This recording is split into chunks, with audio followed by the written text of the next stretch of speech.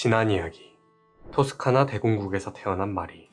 정략 결혼으로 프랑스 왕비가 되었다. 하지만 그의 남편은 호색의 대명사 앙리 4세. 험난한 시집살이에 사치로 외로움을 달랬다. 다행히 아들 루이 13세를 낳으며 부부관계도 개선되나 싶은 찰나 남편이 살해당하고 만다. 마고의 도움으로 어린 왕의 섭정이 된 그녀는 마치 남편의 흔적을 모조리 지우려는 듯한 행보를 보인다.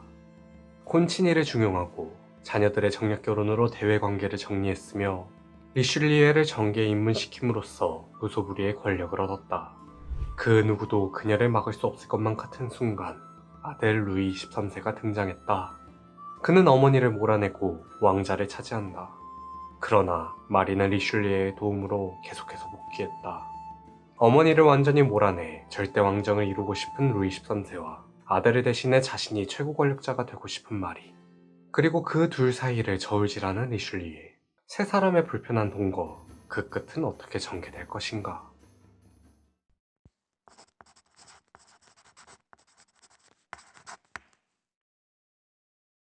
사실 루이 13세에게는 어머니보다 더 큰 골칫거리가 있었습니다. 바로 30년 전쟁이었어요.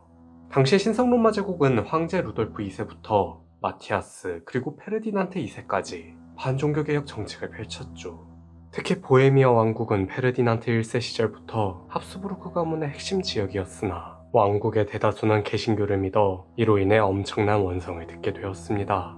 하지만 페르디난트 2세는 이에 아랑곳하지 않고 오히려 보헤미아 왕국 의회 자체를 해체해버리고 모임을 금지해버렸어요. 이러한 조치에 분노한 왕국의 귀족들은 1618년 국왕의 수상실로 들이닥쳤죠. 그리고 이들은 항의하는 과정에서 황제의 대리인 2명과 관리 1명을 창밖으로 던져버렸습니다. 다행히 던져진 이들은 부상으로 그쳤으나 이는 명백히 황제의 권위에 대한 도전이나 다름없었어요. 귀족들은 황제와의 전쟁을 준비하기 시작했죠. 가장 먼저 위원회를 소집하고 새로운 왕을 선출하기 위한 준비 과정에 들어갔습니다. 여러 명의 후보가 있었으나 개신교 동맹의 수장이자 팔츠 지역의 선제후인 프리드리히 5세가 새로운 왕으로 선출되었어요. 당초 신성로마 제국도 앙리 4세가 낭트 측령을 통해 두 종교 간의 화합을 이끌어낸 것처럼 1555년 카를 5세의 동생 페르디난트 1세가 아우크스부르크 화의를 통해 얼추 봉합해 놓은 상태였습니다. 그러나 이후 루터파와 칼뱅파의 갈등, 그로 인한 도시별 자유도시화, 앞서 언급한 새 황제의 친가톨릭 성향이 또다시 종교전쟁을 불러온 거예요. 크게 페르디난트 2세와 프리드리히 5세 간 대결 구도로 펼쳐졌죠. 문제는 프리드리히 5세가 개신교 동맹의 수장으로서 동맹원들의 결속을 이끌어내지 못했습니다. 그는 보헤미아 왕국을 빼앗기고 네덜란드로 망명하고 말았어요. 황제는 그의 팔츠 선제후 직위까지 가져가려 했죠. 그것만큼은 포기할 수 없었던 그는 주변국들에게 도움을 요청하기 시작했습니다. 덕분에 유럽의 대부분 국가들이 참전해 30년 전쟁은 세계 전쟁사에서 가장 잔혹하고 사망자가 많은 전쟁 중 하나로 꼽혀요. 당연히 프랑스도 여기에 참전했으나 초기에는 어느 쪽으로 참전하느냐가 관건이었죠.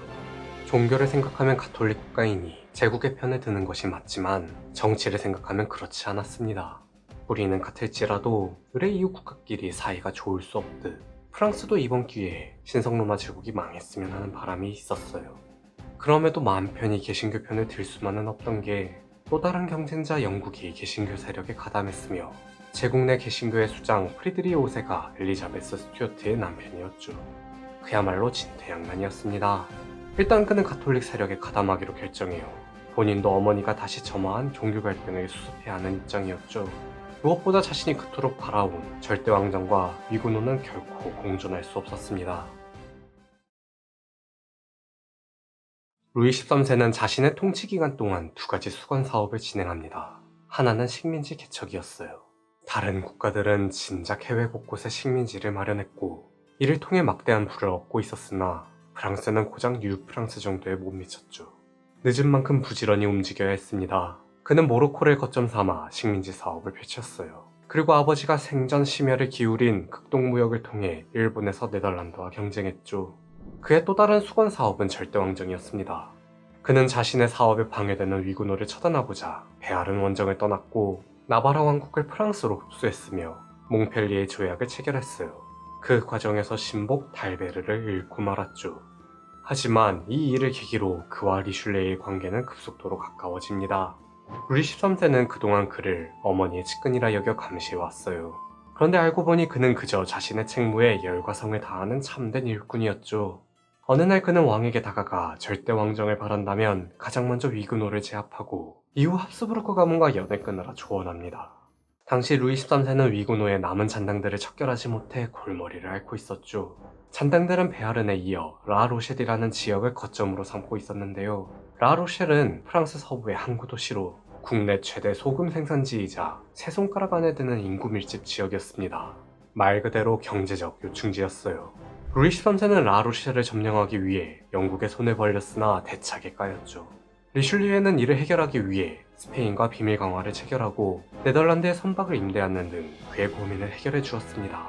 이에 감명받은 루이 13세도 리슐레이를 전적으로 신임했고 그를 재상의 자리에 앉혔으며 동시에 라로셸 공성전의 총사령관직을 역임하게 했어요. 프랑스가 스페인과 손을 잡았다는 소식에 분노한 영국은 위그노에게 힘을 실어줬죠. 하지만 라로셸은 영국군이 도와주는 척하며 도시를 장악할 것을 걱정해 그들의 입항을 거부했습니다. 덕분에 리슐레이는 손쉽게 항복을 받아냈어요.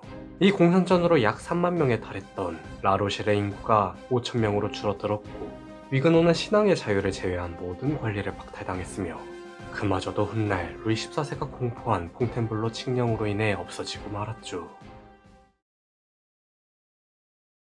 영원히 내 편이었어야 할 리슐리에가 자신의 아들과 짝꿍이 되었다는 소식에 마리는 배신감을 느꼈습니다. 그녀는 권력을 되찾기 위해 눈엣 가시가 된 그를 없애기로 작정했어요. 먼저 아들에게 찾아가 합스부르크 가문과 불화노선에 타는 그에게 책임을 묻고 해임하라며 압박했죠. 자신과 리슐리에 둘 중 하나만 선택하라는 일종의 효심을 자극한 전략이었습니다. 모두가 어머니를 고를 것이라 예상했어요. 그러나 결과는 정반대였죠. 애초에 그에게는 어머니에 대한 애정이 눈꽃만큼도 남아있을 리 없었고 어머니와 합스부르크 가문 모두 결별의 대상이었기 때문입니다. 자기 꾀에 자기가 넘어진 마리는 되려 리슐리에를 더 부각시켜주는 꼴이 되었고 자신의 신목 마리아크가 궁정에서 축출당했으며 결국 본인의 정치적 영향력까지 잃게 되었어요. 이 사건은 디프리의 날이라 불리며 소설 빨간 루프 아래와 삼총사에서도 등장하죠. 아들에게 속은 걸 깨달은 마리는 리슐리에뿐만 아니라 아들까지도 끌어내리는 음모를 꾸몄습니다. 하지만 이 또한 얼마 못 가 들통나고 말았어요. 마침내 루이 13세는 어머니를 프랑스에서 추방했고 그녀는 벨기에, 영국, 네덜란드, 독일 등 유럽 곳곳에 전전하다 끝내 죽고 나서야 프랑스로 돌아올 수 있었죠. 프랑스를 암흑기로 빠뜨린 두 번째 악녀는 향년 69세의 나이로 그렇게 생을 마감했습니다. 한편 어머니를 몰아낸 루이 13세는 후계 문제에 집중합니다. 불쾌하지만 그래도 어머니가 맺어준 왕비 아내에게 그 기대를 품었어요. 하지만 신혼 초부터 모진 시집살이에 육체적으로도 정신적으로도 고통을 받은 그녀는 몇 번이고 유산을 반복했죠. 그는 초조했습니다. 만약 그녀가 후계를 낳지 못한다면 몇 번이고 어머니를 따라 자신에게 반기를 든 동생의 왕위를 잇게 되니까요. 아니 유산할 때마다 그는 그녀에게 냉담하게 대했죠. 그럼에도 그녀는 남편의 마음을 얻으려 수없이 노력했습니다.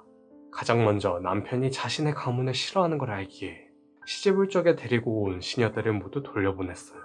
그리고 프랑스 왕비로서 살아가기 위해 어려서부터 몸에 밴 스페인식 문화를 버리고 불어를 열심히 배웠죠. 또 남편의 편집증적인 성향에 궁정 분위기가 가라앉을 때면 이벤트를 기획해 부드러운 분위기로 조성했습니다. 그러나 1635년 프랑스와 스페인 간 전쟁이 발발하자 친정이 걱정되었던 그녀는 남편 몰래 동생에게 편지를 보냈다가 리슐리에게 걸리고 말았어요. 편지에는 각종 기밀 내용이 담겨 있었고 그녀는 반역자로 낙인 찍혀 감금되었죠. 이즈음 둘의 사이는 최악으로 치달아 진심으로 서로가 서로를 미워하고 있었습니다. 그리고 얼마 지나지 않아 아는 드디어 아이를 낳게 되었어요. 그 아이가 바로 후에 태양왕이 될 루이 14세였죠. 그녀는 루이 14세에 이어 차남 필리프까지 낳았습니다. 격경사였으니 부부관계도 나아질 거라 예상되었어요. 그러나 사람들은 오히려 두 아이가 진짜 왕의 친자식인지 의심했고 그도 그 의심에 어느 정도 동조했는지 동생이 역모를 꾸밀 때마다 매번 용서했으며 아들 루이 14세를 아무 이유 없이 학대했죠. 당연히 둘의 사이는 돌아오지 못할 강을 건넜고 심지어 그는 자신의 유언으로 아내가 아들의 섭정을 하지 못하도록 할 것을 명령했습니다.